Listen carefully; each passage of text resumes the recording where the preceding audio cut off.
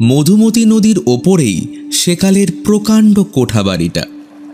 রাধামোহন নদীর দিকের বারান্দাতে বসে একটা বই হাতে নিয়ে পড়বার চেষ্টা করল বটে, কিন্তু বইয়ে মন বসাতে পারল না।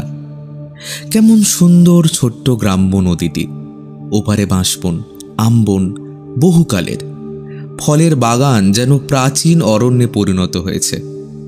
একা এত বড় বাড়িতে থাকতে বেশ লাগে।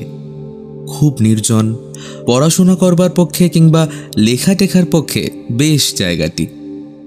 তাদের পৈতৃক বসত বাটি বটে, তবে কতকাল ধরে তারা কেউ এখানে আসেনি, কেউ বাস করেনি। রাধামোহনের বাবা শ্যামাকান্ত চক্রবর্তী তার বাল্য বয়সে এই গ্রাম ছেড়ে চলে যান।